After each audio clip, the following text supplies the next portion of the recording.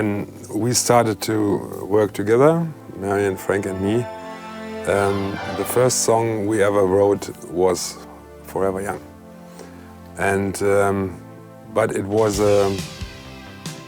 meant to be a dance track with a 16th picky groove, a little bit influenced by Soft Cell Torch. I remember that was the one that I was playing when I was a DJ at that time, and I thought, well, that sounds great, and let's try to do something like that. I remember that when Bernard and Frank, when they gave me the music, I said, listen to that tape, you know, and try sing something along with the music.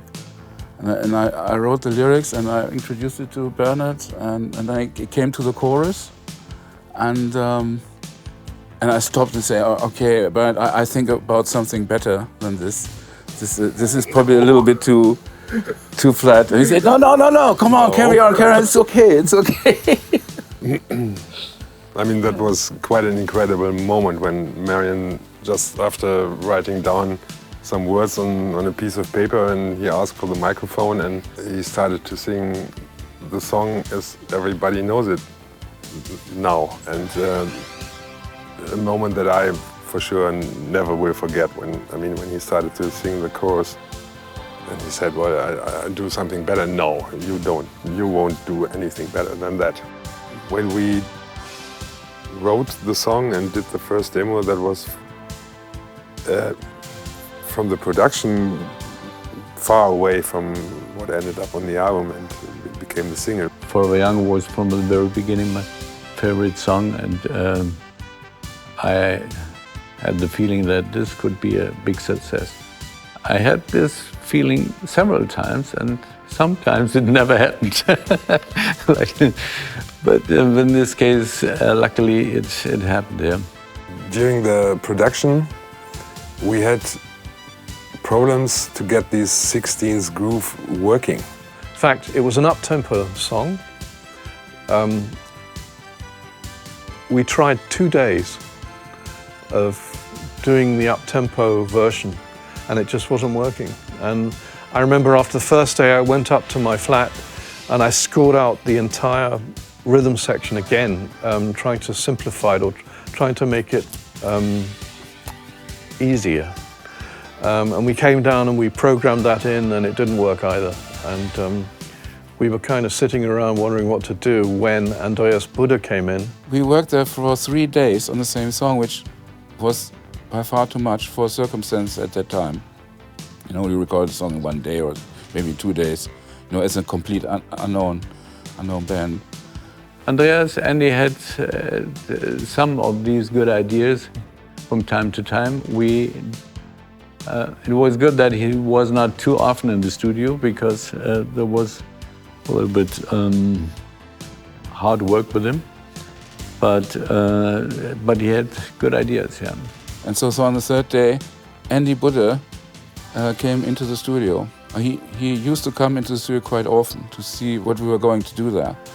And it just took, for him, it just took too long, you know, to record this song. And we really didn't know what to do with the song. I mean, we were really stuck into it. It also didn't really work out. This was an up-tempo version. On the third day, he just came in and said, okay, no, you must do something really, a big change, you know, to make this song happen.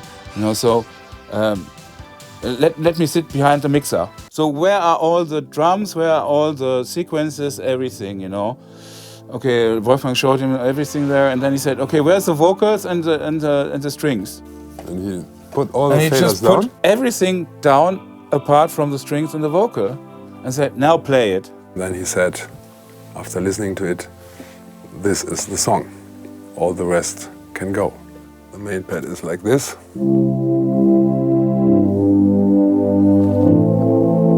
Very simple chord changes.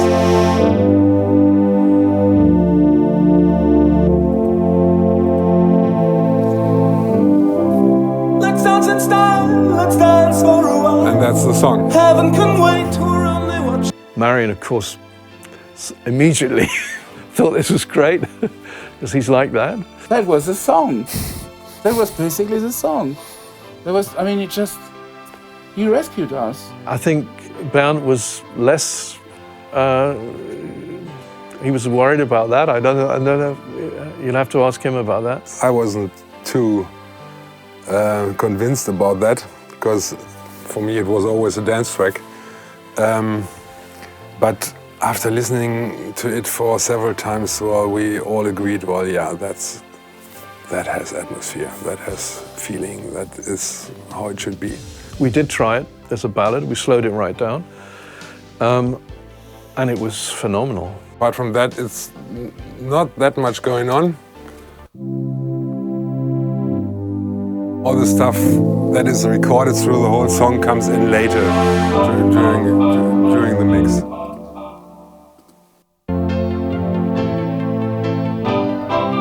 Let's dance in style, let's dance for a while. Heaven can wait, we're only watching the skies.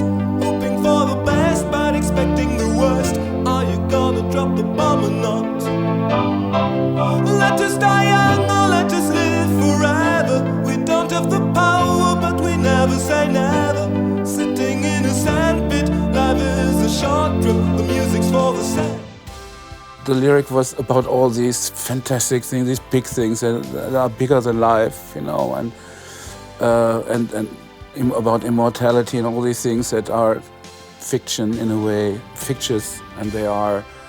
But on the other hand, you know, we all believe in those kind of fictitious things, and when I wrote the lyrics, then suddenly I came to big rock and roll shows, and I imagined that all these people were like shouting at us, yeah! It had a very fascistic feeling to me. And then I wrote this line, Little fascist lady, she loves you so. And when we wanted to release the song in the States, you know, they came up and said, we really like the song, but this line has to go. He said, come on, you can do it, you know, and then we changed it to turn our golden faces into the sun, which is just the most stupid line in the song. But anyway. That's true. They're playing the song on each and every occasion, on funerals, on marriages, weddings, on birthdays. It's like a matrix. When people, they put their own things into this matrix, and then they get pictures out of it from their own ideas, and it's just a matrix that creates the pictures. That's how I mean, it's very hard to understand. A song like this is very strange. It has a life on its own. The thing you have to remember about Marion's voice is that it's very fragile, in the sense that every small nuance of intonation is very, very clear. So my main job was to make sure that the intonation was perfect. And that's very, very hard for him, because he had this monster song that he had to sing. And he had this producer in the studio telling him that it's flat and it's sharp, or his timing's wrong, or the way he's pronouncing it is wrong. So it was tough. Colin was pushing him because of the pronunciation, because we wanted to have it right. And so you always had to decide, can you get it better? Yes, of course I can. So then sing it better. And then it started all over again. Intonation, pronunciation, timing, and expression. And it lasts some hours to get the right combination of these qualities. I don't know how many times Marion was singing the first line of this song, because the first line is where you send the signal what it is about. Let's dance in style, let's dance for a while. The question was, dance or dance? Because dance is American and dance is British, and we wanted to sound British. And Marion sometimes forgot about that, and the line was perfectly in tune, but he was singing dance. He has this outstanding voice with these overtones that you can easily hear. Even if he's singing in a big choir, you will hear him. I've heard that. A very, very special tone. So many dreams swinging out of the blue, we'll let them come true. Forever young, I want to be forever young. That song goes up to a high C, and you cannot busk your way around that. You can either sing a high C or you can't, and he sung it.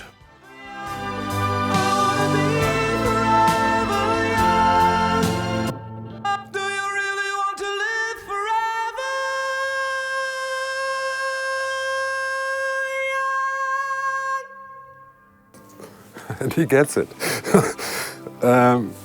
Not easy.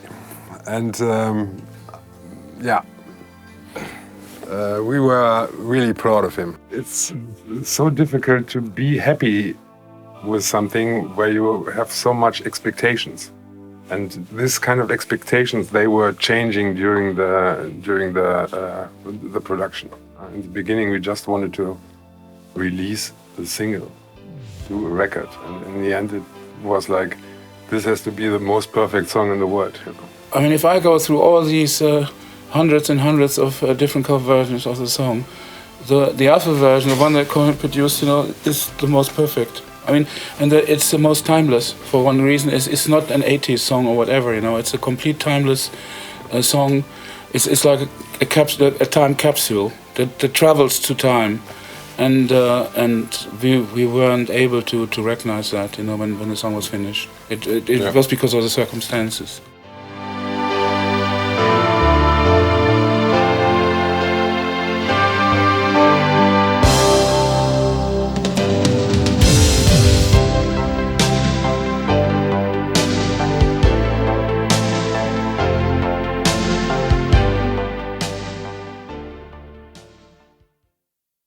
It's really a fantastic album, and if I was a religious person, I would say we wrote it with the help of God.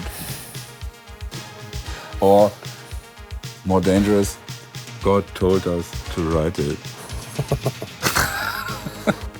I completely agree. I mean, there's for sure nothing to regret now. Everything we did was right. I mean, we were, nobody could stop us. I can't find any fault, you know, and we were guided by the light, and we followed it, and we had a song at that time called Traumtänzer. And there's one lyric in it, which is folgt der Automatik, geh ins Zentrum des Bildschirms. Jeder geht für sich, jeder geht allein auf seinem Weg nach Alphaville. That was exactly that what we were. We were Traumtänzers. You know, we followed our dreams, and because we followed it so strictly, we couldn't go wrong.